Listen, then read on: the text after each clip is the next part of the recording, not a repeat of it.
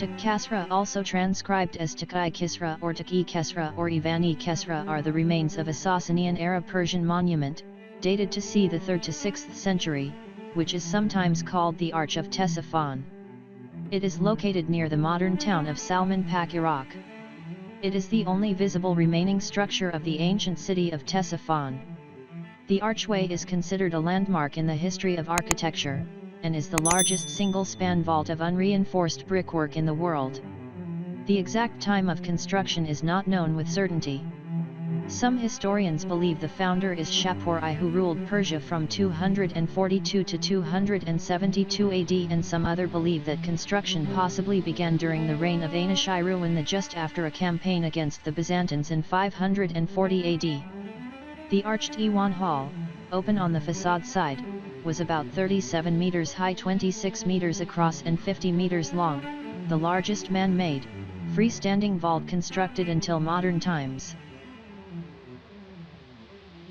The arch was part of the imperial palace complex. The throne room, presumably under or behind the arch, was more than 30 m high and covered an area 24 m wide by 48 m long. The top of the arch is about 1 meter thick, while the walls at the base are up to 7 meters thick. It is the largest vault ever constructed in the world. The catenary arch was built without centering. In order to make this possible, a number of techniques were used. The bricks were laid about 18 degrees from the vertical, which allowed them to be partially supported by the rear wall during construction. The quick-drying cement used as mortar allowed the fresh bricks to be quickly supported by those that were previously laid. The Taq Kasrā is now all that remains above ground of a city that was, for 7 centuries from the 2nd century BC to the 7th century AD, the main capital of the successor dynasties of the Persian Empire, Parthians and Sassanids.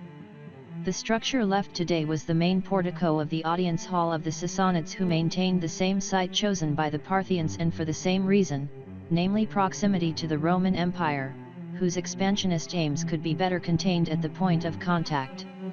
The structure was captured by the Arabs during the conquest of Persia in AD 637. They then used it as a mosque for a while until the area was gradually abandoned.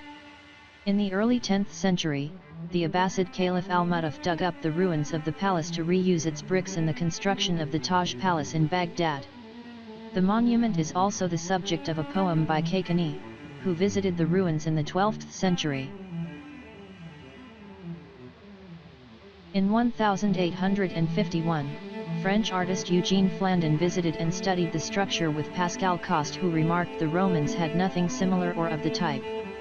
In 1888, a serious flood demolished the greater part of the edifice. In 1940, Roald Dahl, then undergoing pilot training at RAF Habaniya near Baghdad 12, took an award-winning photograph using a Zeiss camera of the Arch of Ctesiphon in Iraq, which was subsequently auctioned by the Dahl family to raise funds for the Roald Dahl Museum and Story Center. The photo made £6,000. In his autobiography Boy, he writes, "You may not believe it, but when I was 18 I used to win prizes and medals from the Royal Photographic Society in London, and from other places like the Photographic Society of Holland. I even got a lovely big bronze medal from the Egyptian Photographic Society in Cairo, and I still have the photograph that won it. It is a picture of one of the so-called 7 wonders of the world, the Arch of Ctesiphon in Iraq. This is the largest unsupported arch on Earth, and I took the photograph while I was training out there for the RAF in 1940. I was flying over the desert solo in an old Hawker Hart biplane, and I had my camera around my neck. When I spotted the huge arch standing alone in a sea of sand, I dropped one wing and hung in my straps and let go of the stick while I took aim and clicked the shutter. It came out fine." The monument was in the process of being rebuilt by Saddam Hussein's government in the course of the 1980s, when the fallen northern wing was partially rebuilt. Citation needed all works, however, stopped after the 1991 Persian Gulf War. From 2004 to 2008, the Iraqi government cooperated with the University of Chicago's Dialogue project to restore the site at a cost of $100,000. 14 The Ministry of Culture also invited a Czech company, Avers, to restore the site. This restoration was completed in 2017. On March 7, 2019, a partial collapse further damaged the Taq Kasrā, just 2 years after its latest restoration was completed.